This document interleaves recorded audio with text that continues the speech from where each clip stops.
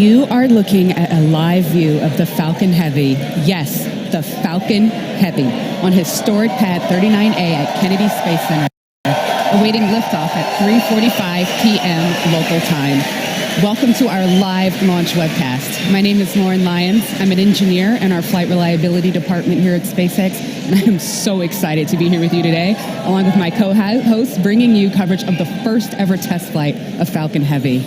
At liftoff, Falcon Heavy is going to be the world's most powerful operational rocket by a factor of 2. And today is the day that we attempt to demonstrate that power. And because it is a test flight, there is no satellite customer on board the vehicle today, but the fairing is not empty. We do have some very interesting payloads going up on this flight that we'll talk about later on in the webcast. We'll also walk you through the mission profile because this ain't your typical Falcon launch. We've got 28 engines, 3 boosters, 3 separation events, 3 landing attempts, and there's going to be a lot of activity happening all at once. So this test flight is bound to be exciting one way or another.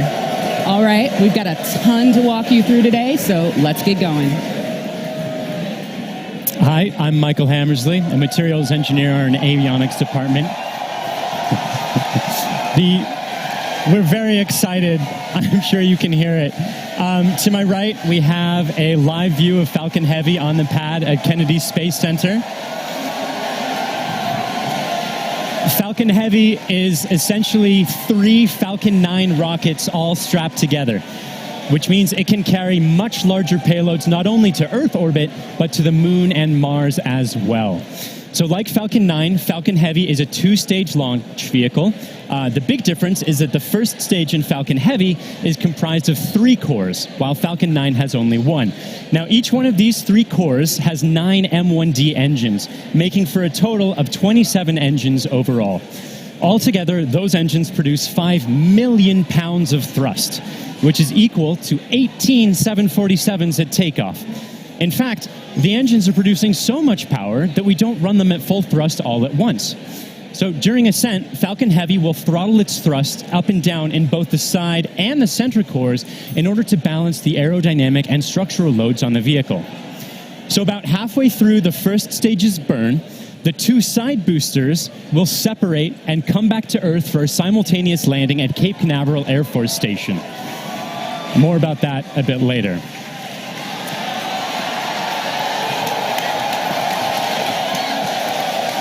Wait. At that point, the mission proceeds very much like a standard Falcon 9 flight. The center core will keep on firing for another minute to burn all of its fuel, and it will perform a standard stage separation from the second stage on top. This second stage, with the fairing right at the very top there, the second stage is exactly the same as any other Falcon 9 flight, except we've loaded a bit more helium onto it this time. Now, that second stage will be sending our payload way out into a Mars-crossing orbit, which we'll also get into a bit later. But all in all, with a successful launch, Falcon Heavy is going to be the largest and most powerful operational rocket in the world. We're very excited to be launching it today. Let's check in on exactly how it's doing. Good afternoon. I'm John Innsbrucker, the Falcon Principal Integration Engineer at SpaceX. We're currently at T-minus 17 minutes, 40 seconds and counting down. The good news that all systems are go for launch. We're working no problems with the SpaceX test flight of the Falcon Heavy launch vehicle. Now we're currently loading propellant on all 3 first stage boosters, and we began loading a couple minutes ago on the second stage LOX tank. Now this is the same method that we use on the single-core Falcon 9. It just scaled to handle 3 first-stage boosters. Now we're loading liquid oxygen and kerosene. We do that because in order to support combustion, you need oxygen. And in the vacuum of outer space, there isn't any. So we bring our own liquid oxygen, chilled and densified. You may have heard densified in the past. That allows us to pack the maximum amount into the LOX tanks on the Falcon Heavy. Now our fuel is refined petroleum, RP1. That's essentially just a purified kerosene. It's a safe propellant, easily available, has a lot of history. For example, the Saturn V first stage, flown from the very pad you see on the monitor, on the moon missions, used kerosene and liquid oxygen. Now the big news this afternoon has been the weather, and we've eaten up most of our launch window. Now, we won't have the ability to hold the countdown any further now that we are into liquid oxygen loading. The good news is that the winds are looking good. We're working no issues on the Falcon Heavy. However, if there is an issue in the last minutes, we won't be able to launch today. There is a backup date available tomorrow. Now, I've said it before, launch is hard, and Falcon Heavy is no exception.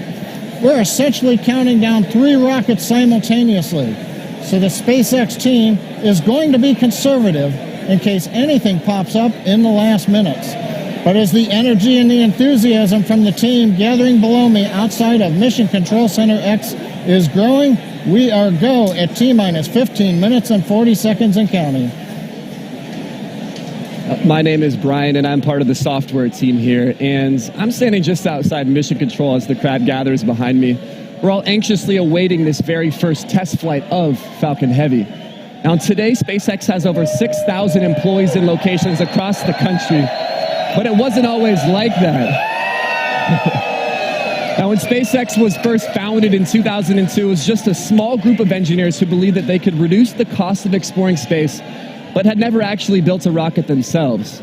Now, Falcon 1 was the first rocket we developed, and it was pretty small relative to Falcon 9 and Falcon Heavy. While the Falcon Heavy on the right of your screen is over 230 feet tall, Falcon 1 stood only about 70 feet tall and could only carry about a half a ton to orbit. However, despite its small size, Falcon 1 served a very large purpose. It was our roadmap to using modern technologies to engineer a vehicle that was not just more reliable, but was less expensive than alternatives. Now, we had 3 test flights of the Falcon 1 before we found success. But on that 4th Falcon 1 flight, it became the first privately developed liquid-fueled rocket to reach Earth orbit. Now, fast forward to today, and SpaceX has had 49 successful rocket launches. We have recovered 21 first stages, and we have reflown 6 of those. We have had 14 Dragon launches and have successfully reused the spacecraft as well. Now, our next step on this journey is just minutes from now when we'll attempt the first test flight of our heavy lift launch vehicle. Now, there have been many challenges along this long road, and it has not been easy. But no matter what happens today, it has all been worth it. Now, one of the many challenges we're hoping to overcome with this test flight is the recovery of all 3 cores of the Falcon Heavy first stage. Although we have demonstrated success with the recovery of a single core, 3 is on a whole nother level. So let's check in with Michael to get an overview of what that story may look like. At SpaceX, our primary goal is to enable people to live on other planets, most notably Mars. But it's hard to do this without dramatically lowering the cost of access to space. And the best way to accomplish that is to reuse as much of the rocket as possible. So we've been successful at landing and reusing Falcon 9 rockets for over 2 years now, and Falcon Heavy aims to continue this trend of reusability. So today, we'll be attempting to recover all 3 of the first stage cores by using both of our landing methods, by land and by sea. So the side boosters have actually been used before on missions TICOM 8 and CRS 9. And at the time of booster separation, during ascent, the side cores will still be going slowly enough to turn around. So it makes sense to return them to Cape. They'll be executing a 3-burn maneuver to get them back to landing zones 1 and 2 and Cape Canaveral Air Force Station. You may have heard of landing zone 1. Landing zone 2 is an identical landing pad right next to it for Falcon Heavy landings. The center core will be going too fast to efficiently return it to Cape Canaveral Air Force Station. So we're going to use the autonomous spaceport drone ship to catch it about 300 miles off the Florida coast. It will also be executing 3 burns to get there. So, if all goes well after launch, we'll have 3 first stage cores back on Earth, 2 for the second time, and a wealth of data for perfecting airplane-like operation in the future. So, countdown is still proceeding nominally, so let's check in again on how Falcon Heavy is doing. We just passed T-minus 12 minutes in the countdown of the test flight of Falcon Heavy. Fuel is completely loaded on the second stage. The first stage is also loaded with fuel, except for a small top-off that'll happen between T-minus 7 minutes and T-minus 6 minutes. Our major activity now is loading liquid oxygen on the boosters and the second stage. Liquid oxygen propellant loading on the first stages will end between T-minus 4 minutes and T-minus 3 minutes. Liquid oxygen loading on the second stage is the last one to finish, ending by T-minus 2 minutes. Now, in addition to loading propellant, the team is preparing to perform their final checks of the Merlin engines. We'll begin chill-in of the Merlin engine turbopumps with liquid oxygen as typical at T-minus 7 minutes like we do on Falcon 9 flights. We'll also be verifying valves and using the thrust vector control actuators to move the engines to verify the actuators are working correctly. As we get to T-minus 4 minutes, the clamp on the top of the strung back will open. You can see it just behind the Falcon Heavy. That entire structure will move about 1.5 degrees away from the rocket. At liftoff, it will move the rest of the way to clear Falcon Heavy, just like Falcon 9 flights. At the T-minus 1 minute mark, the flight computers will go into startup mode. They'll be controlling the countdown on the Falcon Heavy. What's different in this flight, engine ignition will begin at T-minus 5 seconds on the 2 side boosters, followed 2 seconds later by the center core. Now we're continuing to watch the weather, making sure that the ground liftoff winds don't exceed the maximum, but they're looking good right now. We continue monitoring the upper altitude winds as reported by the balloons. But right now, at T-minus 10 minutes and 10 seconds and counting, the Falcon Heavy test flight is go. Because the first flight of Falcon Heavy is a test mission, we do not have a customer spacecraft on board today. Instead, we put something a little special with SpaceX inside the fairing. Now, more often than not, on the first flight of a new rocket, engineers will choose to fly a mass simulator, which is basically a heavy object of some sort to simulate the dynamics of flying a payload, but with little consequence if the mission doesn't work out exactly as planned. And as many of you already know, we have opted to have a little fun with our mass simulator.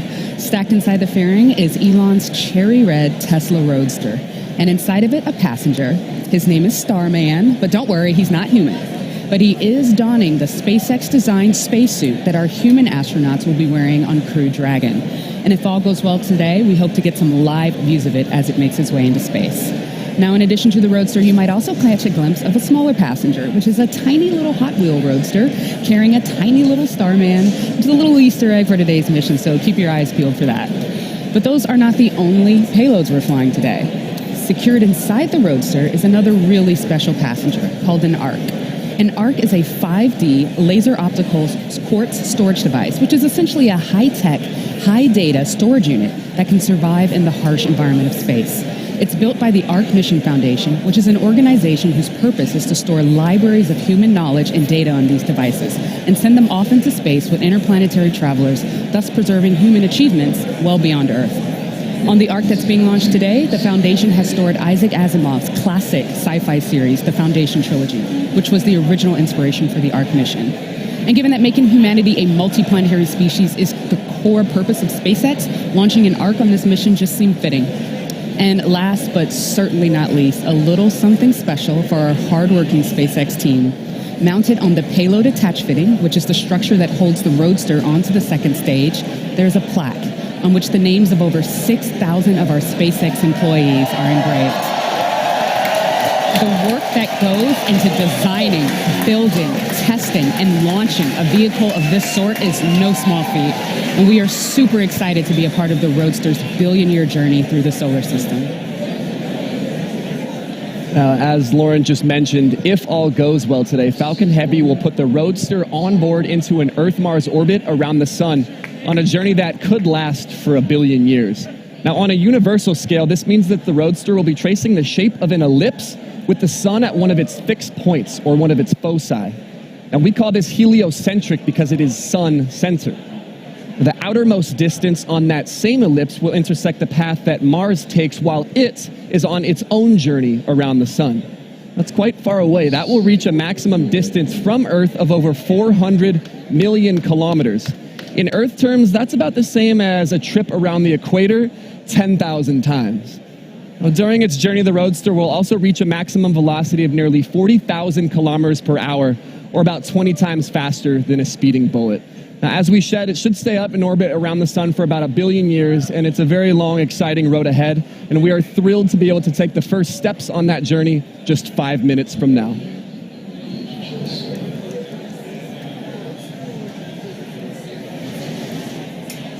The SpaceX team continues to count down for launch of Falcon Heavy test flight. Now, once we light the engines, Falcon Heavy will check the power on all 27 Merlin engines, a critical period in the go-no-go for launch. It'll then command release from the ground hold downs. 40 seconds into flight, we'll decrease power on the two side boosters in preparation for maximum aerodynamic loads on the vehicle. Once we get through this period, Falcon Heavy will throttle back up to full power on the side boosters. About half a minute later, we will again throttle down the two side boosters. This time we're decreasing the forces on the rocket structure. At this point in flight, the vehicle is much lighter, having burned off much of the propellant, but we are increasing thrust. 2.5 minutes into flight, we'll fully turn off the side boosters, an event called BECO, Booster Engine Cutoff. At this point, the pneumatic separation system on the center core will unlock the two side boosters and push them away. The side boosters will disconnect first at the top of the center core, then milliseconds later from the bottom, so they'll actually rotate away from the center core slightly. Once the side boosters are clear, the center core will throttle up to full power and burn for another 25 seconds. Finally, at just past 3 minutes after liftoff, the center core will shut down, an event called MECO, Main Engine Cutoff, and the second stage will separate. From this point on, it's like a Falcon 9 mission.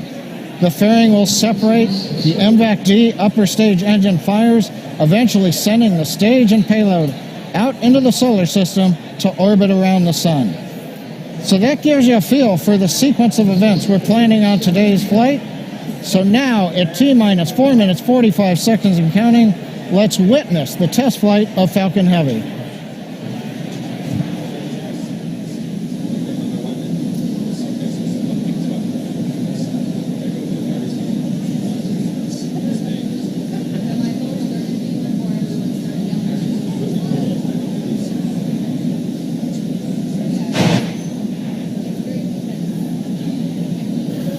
MVAC and A1D fuel bleed has started.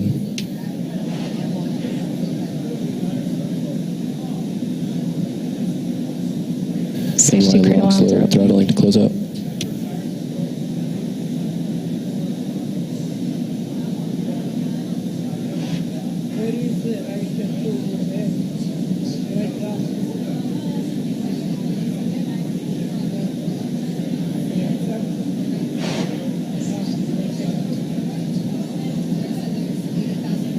NY lock sled complete.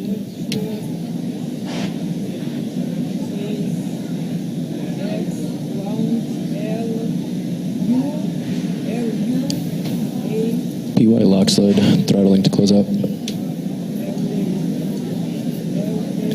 PY lock sled complete.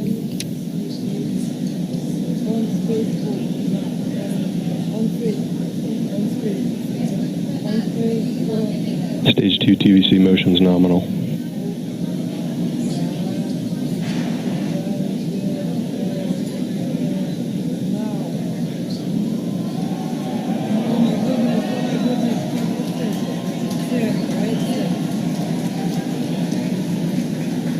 BOGO bleed verification. Center core lock sled complete. Strombeck lower has ended. Strombeck's at 88.2 degrees.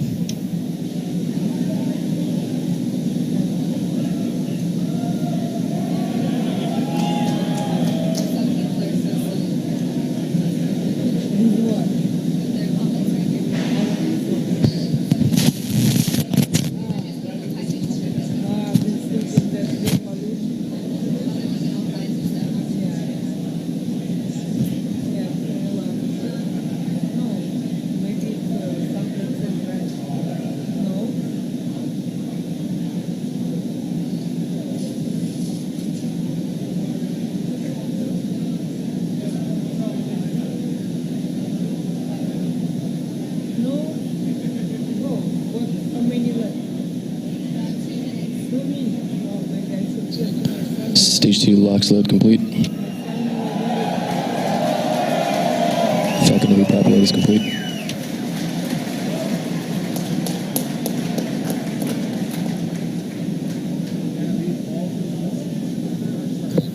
Falcon Heavy is on internal power.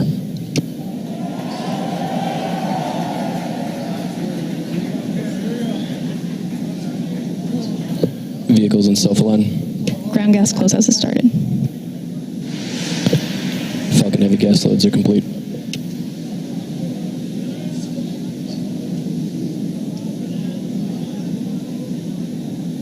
M1D fuel bleed complete.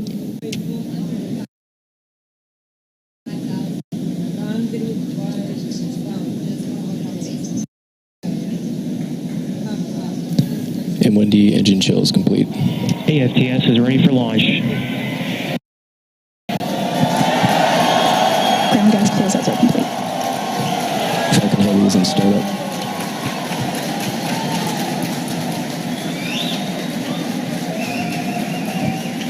Stage 2 present for flight.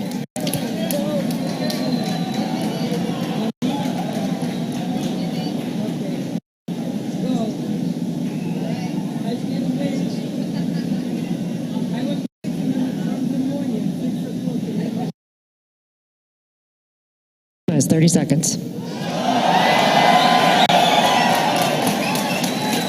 Launch director on countdown 1. SpaceX, Falcon Heavy, go for launch. Falcon Heavy is configured For terminal count. 10, 9, 8, for side booster ignition. 6, 5, 4, 3, 2, 1. Ignition.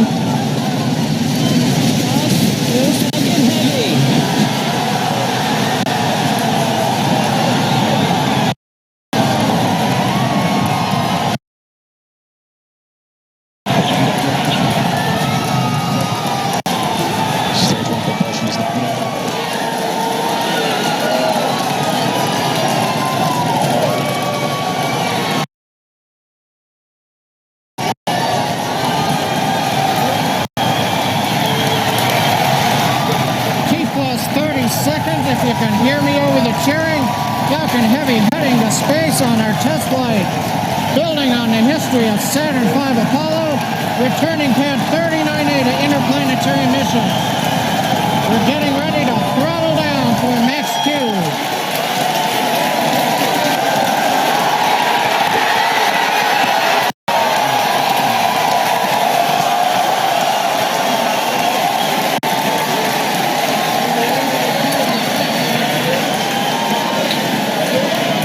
Supersonic. You've heard the call out. Vehicle is supersonic.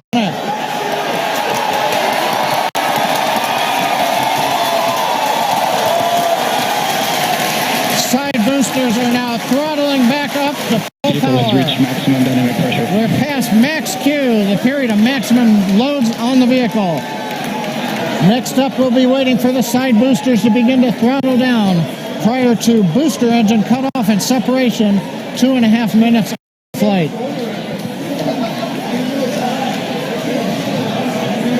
GNC trajectory looks good on the Falcon Heavy.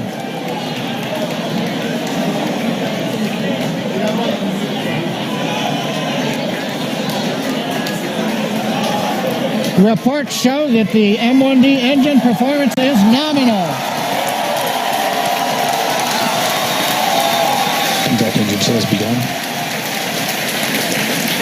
Side boosters have begun to throttle down in preparation for the upcoming shutdown in 20 seconds.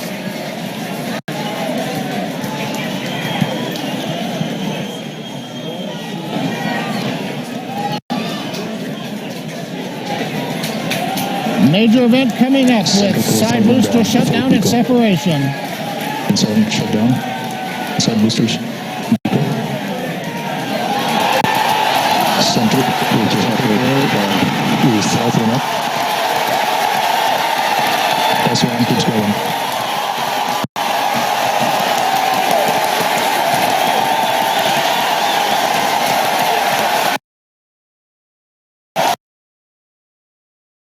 Booster base box started.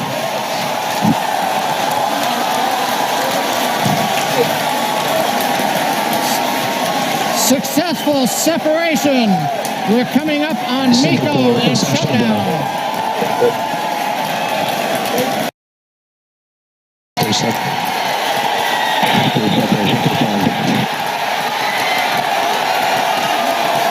Recognition. Boosters. Falcon startup.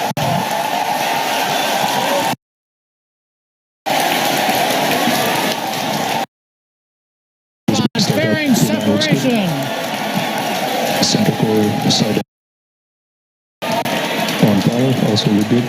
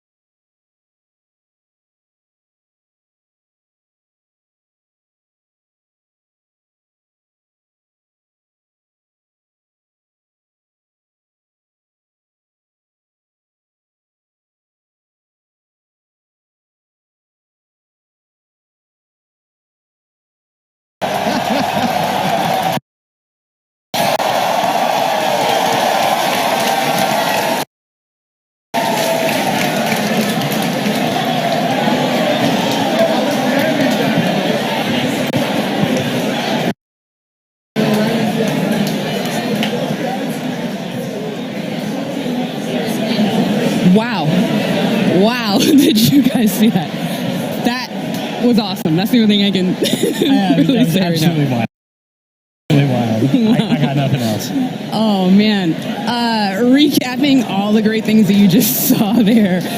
Successful liftoff from the pad, successful stage separation. Before that, successful booster separation. You can see stage one. The two side boosters, pardon me, you can see the center core, and you can see vac lit up. Then the beautiful shots of Starman chilling in the Tesla Roadster. Just absolutely incredible. On your screen at the moment, you've got a few things happening. On the upper right, you've got MVAC D continuing its burn. Upper left, you have the center core headed back towards the autonomous spaceport drone ship. And in the two bottom screens, you've got side boosters headed back towards the connector for landing zones 1 and 2.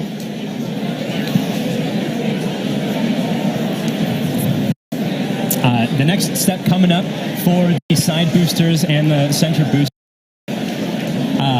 is the re-entry burn.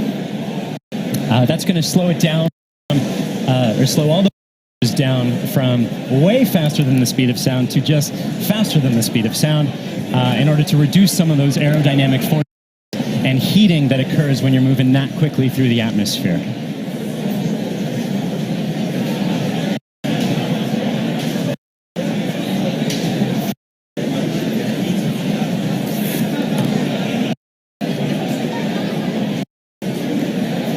And you can see on your screen that re-entry burn for those two side boosters.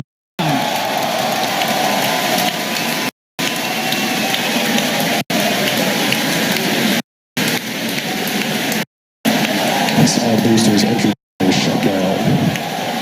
Side core entry burn target.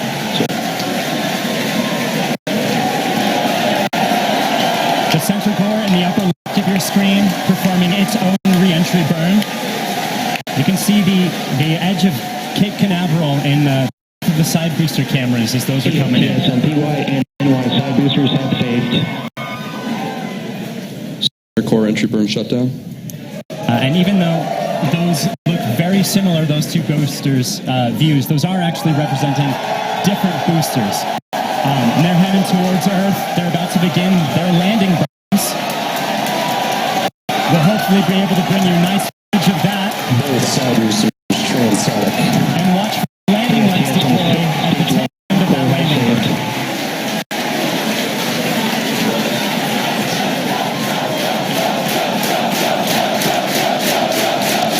And that landing burn has started. Both boosters looking to be on track towards their respective landing zones. Landing burns have started. Side boosters landing legs are deployed.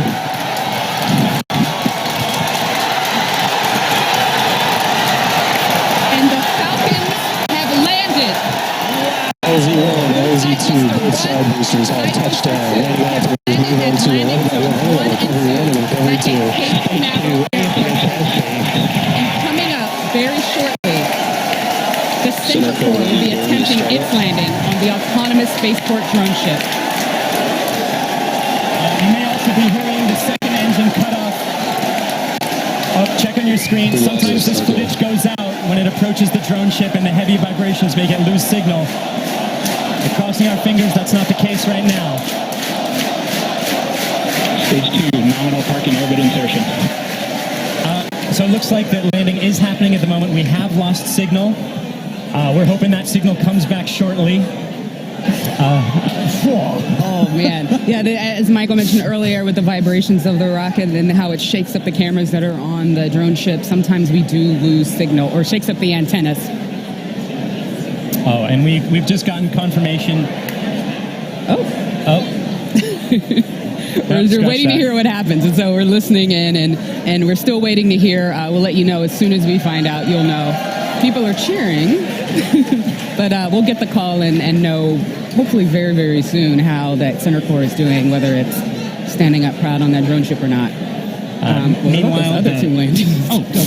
those were absolutely gorgeous. Meanwhile, the second stage is continuing its trajectory towards Mars. It's all looking good there. John Ike, come give us a recap of the full mission. He stands. Well, if you could hear all that cheering, it was an outstanding test flight of the Falcon Heavy.